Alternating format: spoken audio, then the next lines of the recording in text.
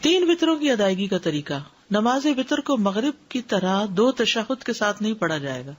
یعنی اگر 3 وطر پڑھنے ہو تو 1 تشہد اور 1 سلام، یا پھر 2 تشہد اور 2 سلام کے ساتھ پڑھے جائیں گے. مغرب کی طرح نہیں ہونے چاہیے وطر.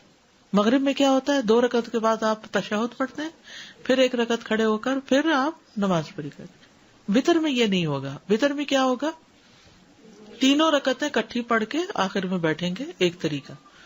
دوسرا 2 پڑھ کے سلام پھیر کے پھر 1 اور الگ پڑھیں گے. ابن عمر سے مروی ہے، انہوں نے کہا رسول اللہ صلی اللہ علیہ وسلم وطر اور 2 رکعتوں کے درمیان سلام کے ذریعے فصل فرماتے تھے اور ہمیں سلام کی آواز سنواتے تھے. ٹھیک ہے، اونچی آواز سے سلام کرتے تھے. حضرت عائشہ سے مرفوعاً مروی ہے کہ آپ صلی اللہ علیہ وسلم 1 رکعت وطر پڑھتے اور 2 رکعتوں کے بعد آخری رکعت ادا کرنے سے پہلے باتیں بھی کر لیتے تھے. یعنی جب سلام ہو گیا تو پھر اس کے بعد آپ بات بھی کر سکتے ہیں. اس سے یہ پتہ چلتا ہے کہ چاہے 3 وطر کی نیت سے آپ پڑھ رہے ہیں 2 رکعت، تب بھی اس 2 رکعتوں کے بعد کوئی بات چیت کرنی پڑے تو کر سکتے ہیں. 3 رکعتیں 1 2 3 بغیر تشہد کے 3 رکعتیں پڑھ کے تیسری میں پھر اتحیات اینڈ تک پڑھنا، ایک طریقہ یہ ہے. دوسرا کیا ہے، 2 رکعتیں پڑھ کے سلام پھیر کے پھر 1 اور رکعت پڑھ کے اس کو وطر بنانا. حضرت ابو ہریرہ سے روایت ہے کہ رسول اللہ صلی اللہ علیہ وسلم نے فرمایا 3 وطر نہ پڑھا کرو، 5 اور 7 وطر پڑھا کرو، اور مغرب کی نماز سے مشابہت نہ کرو. ٹھیک ہے، یعنی 3 کی بجائے 5 اور 7 وطر، اس کے مطلب 3 منع ہے، 3 مغرب کے ساتھ مشابہت منع ہے بس. 5 اور 7 وطروں کی ادائیگی کا طریقہ. حضرت عائشہ سے مروی ہے کہ رسول اللہ صلی اللہ علیہ وسلم وطر کی 5 رکعتیں ادا کرتے اور ان کے درمیان بیٹھتے نہیں تھے، یہاں تک کہ 5ویں رکعت پہ بیٹھتے اور سلام پھیرتے. ایک یہ طریقہ ہے. اگر آپ 5 وطر پڑھ رہے ہیں تو 5ویں رکعت پہ، یہ جو اوپر والی حدیث میں ہے نا 3 نہ پڑھو، بلکہ اگر زیادہ رکعتیں پڑھنی ہے تو پڑھتے جاؤ آخری پہ جا کے تحیات پڑھو.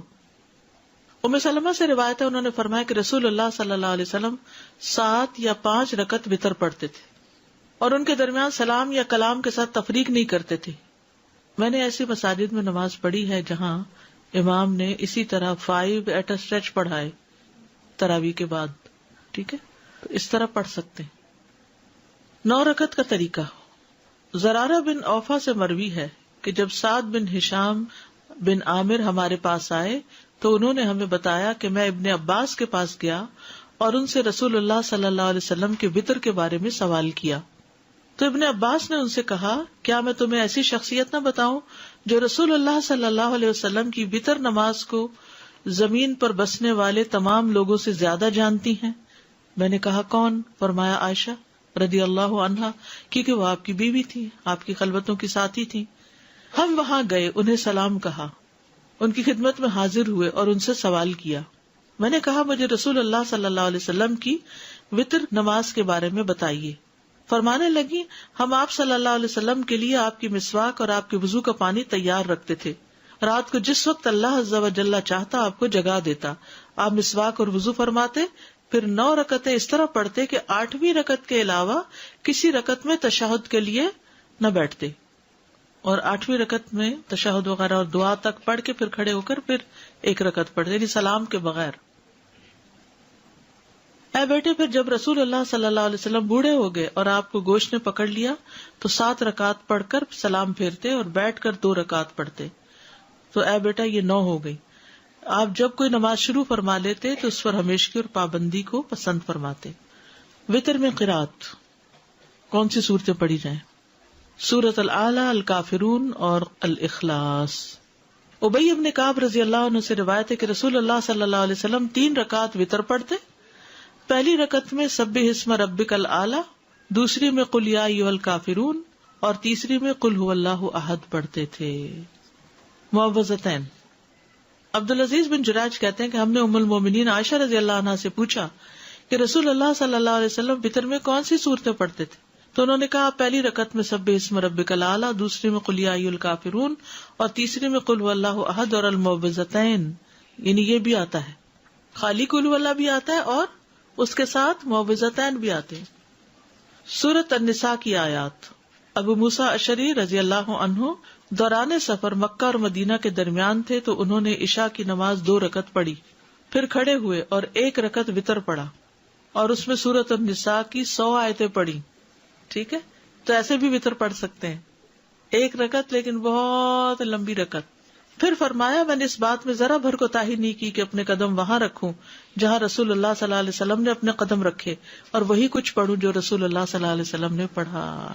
ٹھیک ہے، تو یہ سفر میں وتر پڑھنے کی دلیل بھی ہے اور لمبے وتر پڑھنے کی بھی.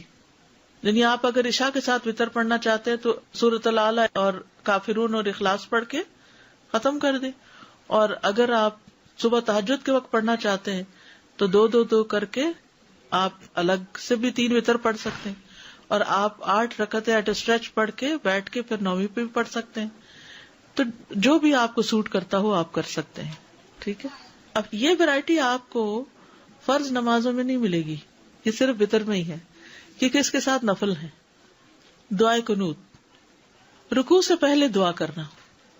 ابی ابن کعب سے روایت ہے رسول اللہ صلی اللہ علیہ وسلم وتر پڑھتے تھے تو رکوع سے پہلے دعائے قنوت پڑھتے تھے، یعنی سورۃ فاتحہ پڑھی، سورت ملائی، اور اس کے بعد دعائے قنوت پڑھی، اور اس کے بعد رکوع میں گئے، پھر سجدے میں گئے، قیام میں ہی پڑھ لی. دعائے قنوت کے الفاظ ابو حورا سے روایت ہے، انہوں نے کہا کہ حسن بن علی رضی اللہ عنہما نے بیان کیا کہ رسول اللہ صلی اللہ علیہ وسلم نے مجھے کچھ کلمات سکھائے جنہیں میں قنوت وتر میں کہا کروں. اللہم اہدنی فی من ہدیت وعافنی فی من عافیت وتولنی فی من تولیت وبارک لی فیما اعطیت وقنی شر ما قضیت انک تقضی ولا یقضی علیک وانہ لا یذل من والیت ولا یعز من عادیت تبارکت ربنا وتعالیت. ٹھیک ہے، ایک اور دعا علی بن ابی طالب رضی اللہ عنہ سے مروی ہے کہ رسول اللہ صلی اللہ علیہ وسلم اپنے وتر کے آخر میں یہ کہا کرتے تھے، اللہم انی اعوذ برضاک من سخطک وبمعافاتک من عقوبتک واعوذ بک منک لا احصی ثناء علیک انت کما اثنیت علی نفسک. اور ایک اور دعا بھی جو پڑھتے ہیں، اللہم انا نستعینک ونستغفرک ونؤمن بک ونتوکل علیک ونثنی علیک الخیر ونشکرک ولا نکفرک ونخلع ونترک من یفجرک اللہم ایاک نعبد ولک نصلی ونسجد والیک نسعی ونرجو رحمتک ونخشی عذابک ان عذابک بالکفار. وتر کی بعد کی دعا، وتر کے بعد کی دعا.